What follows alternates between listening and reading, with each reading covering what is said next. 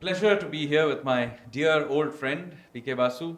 He and I were together in Singapore. We are both financial markets economists, but we also share another thing, which is a love of history, particularly the history of the revolutionary movement in India. Absolutely. And of course, the history of Southeast Asia and the grander connections of India to the larger region. Absolutely. Now, Prasenjit, we are here in Pondicherry. Obviously, the Pondicherry is associated very closely with Sri Aurobindo. Would love to know about his role in early 20th century history of India.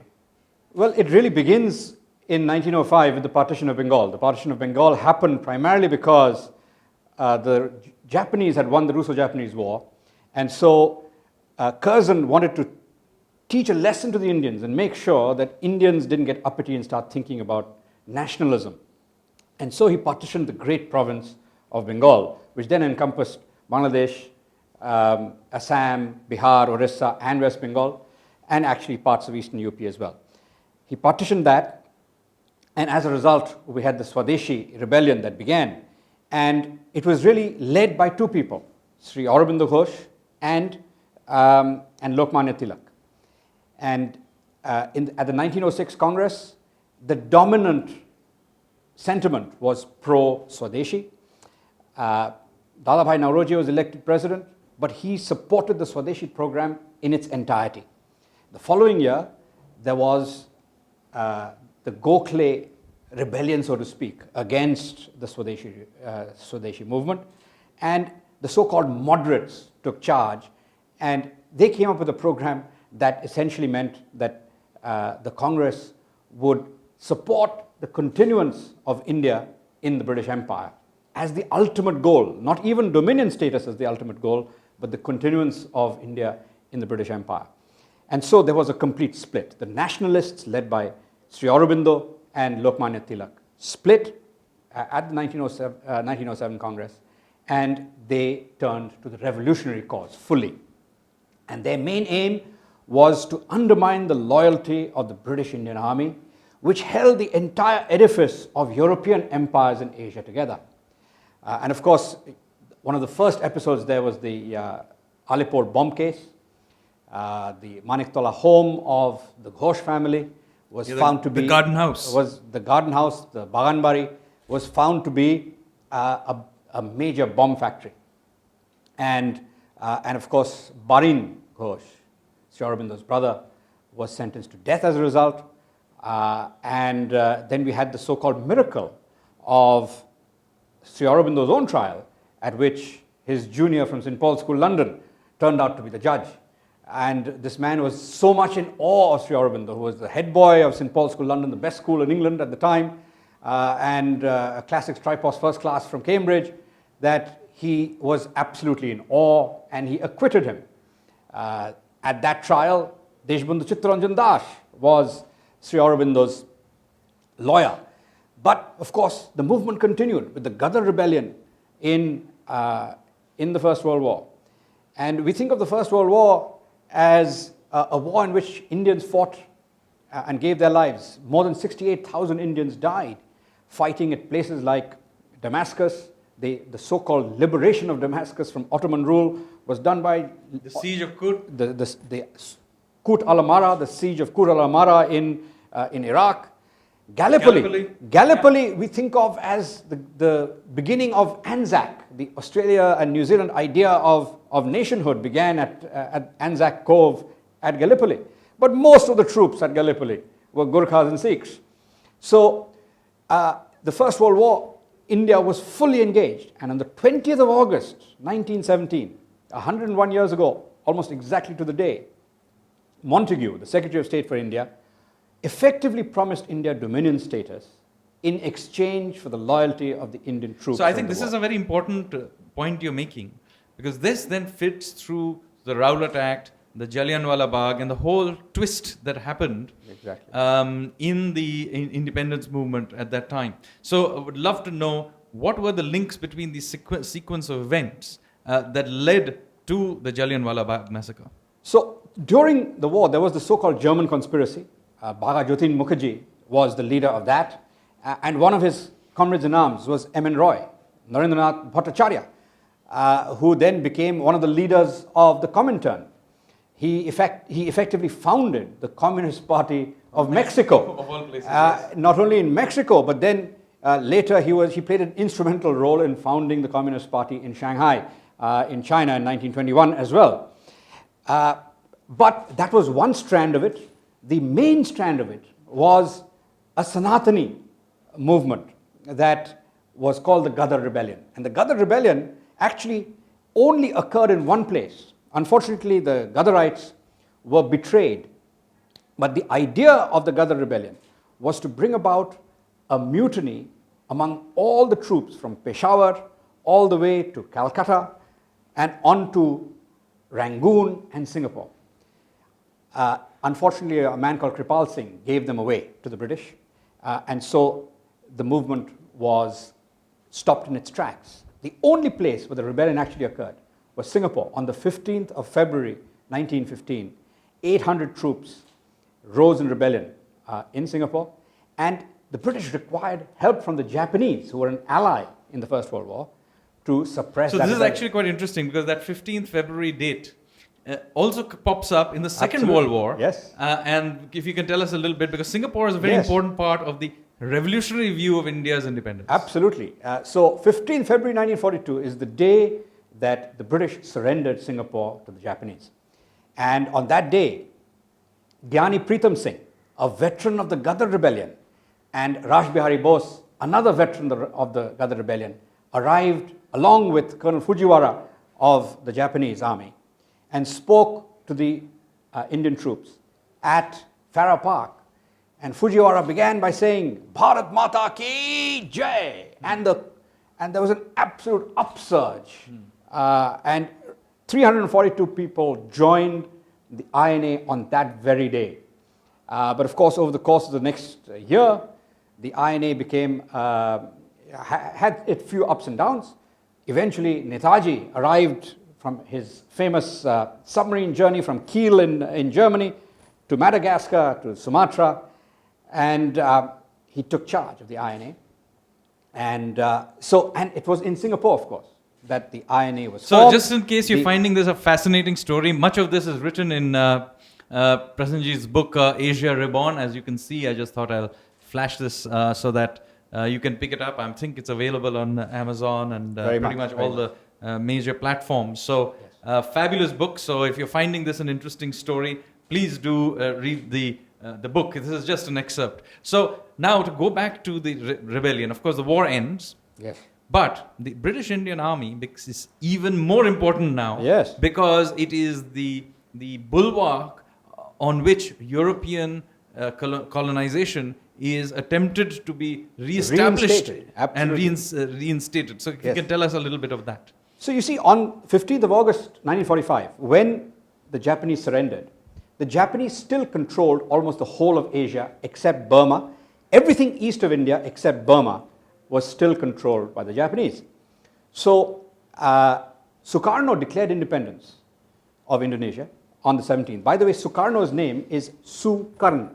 He's actually good Karna. But anyway, that's his name. But Sukarno was in jail for 10 consecutive years until 1942. He was released by the Japanese and told to form his national movement along with Muhammad Hatta. And they were released from jail. They were allowed to function free of control. And on the 17th of August 1945, they declared independence. The Allied forces came back towards the end of September and early October. By that point, they had already been, Sukarno had already been in power for 6 weeks.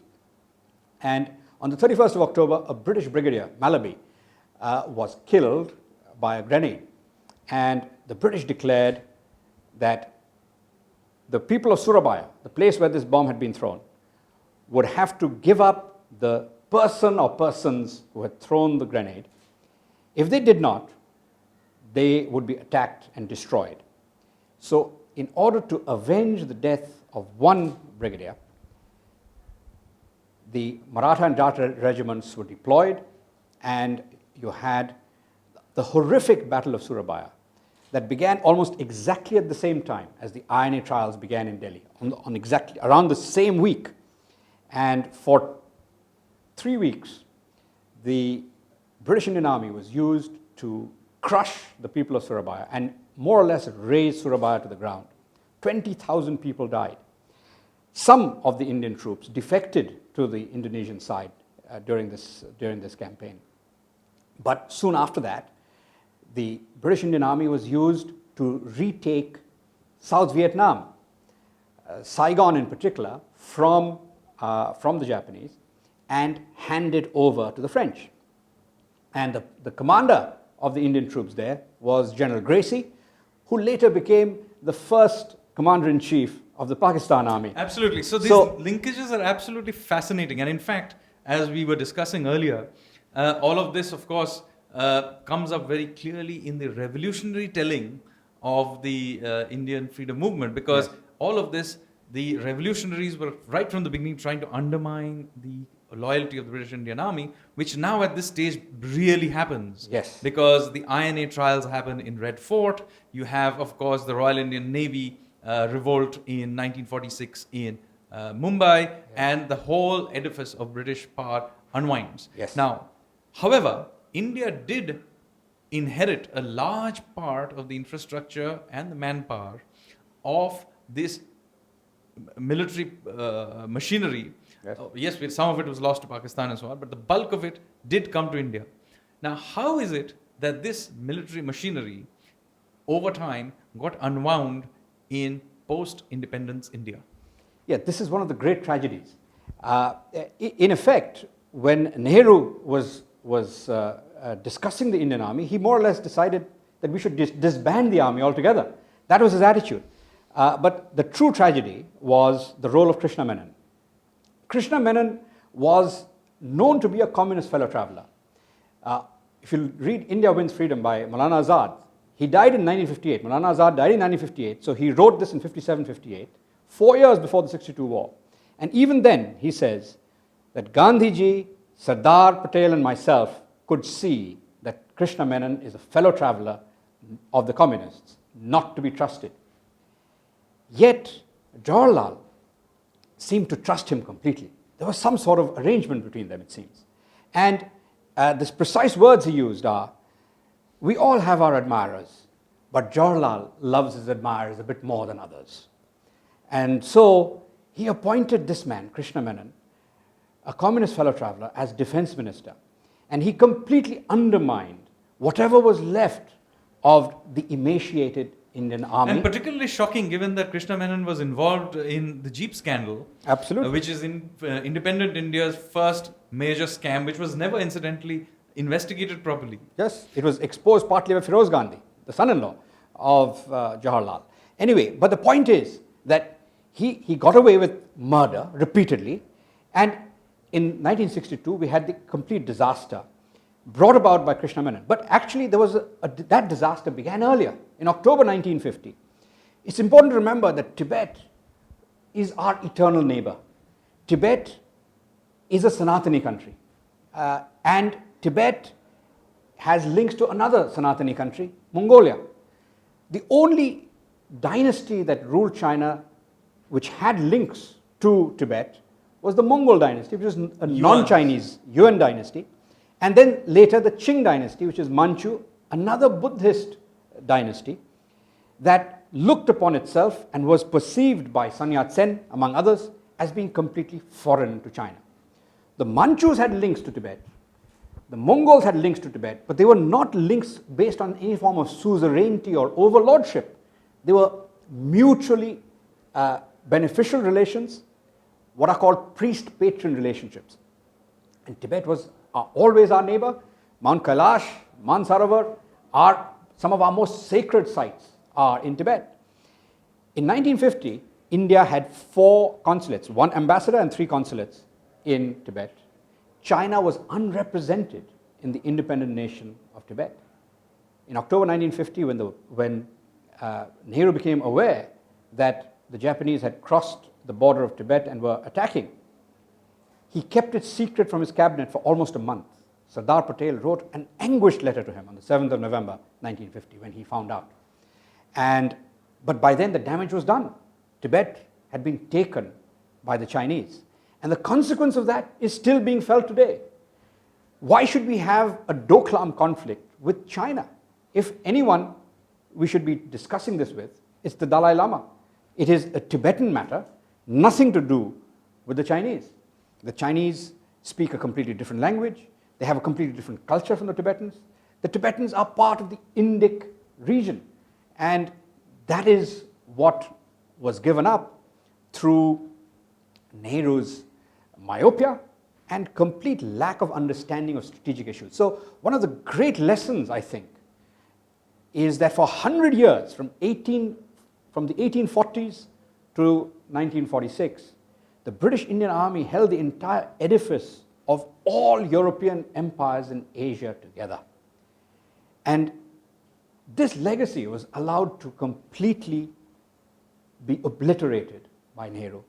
And as a result, we have no strategic culture. For the first 50 years, India had no concept of a strategic culture. In May 1945, the British Chiefs of Staff wrote a white paper for Churchill talking about how India was to be held until 1960. India and the Indian Ocean area needed to be held on to until at least 1960, and the way in which that was to happen. So there was no question of transferring power.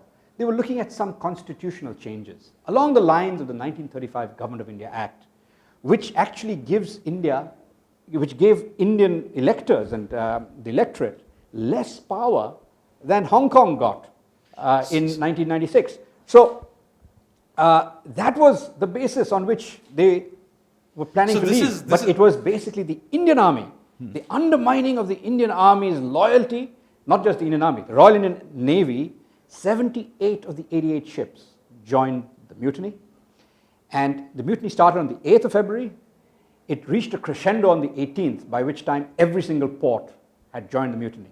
On the 19th of February 1946, the cabinet mission was announced. And that was the first time ever that Britain announced that they would be giving India freedom or independence. So in fact, this is not a view that we sort of post facto are coming up with. There are many people who were witnesses at that time, including Ambedkar, yes, who make this point on camera, by the way, in a very famous BBC interview. Yes. So it's not that you are suddenly reconnecting the dots in some new way. The witnesses of that time saw it, spoke about it, wrote about it, and it's fabulous that you have rediscovered many of these stories. It's a story that is very retold. Again, let me tell you, Asia Reborn by Prasenjit Basu, which I'm sure all of you can pick up on Amazon and any of the major bookstores. Thank you very much again, PK. Thank you, Sanjeev. It is a real pleasure.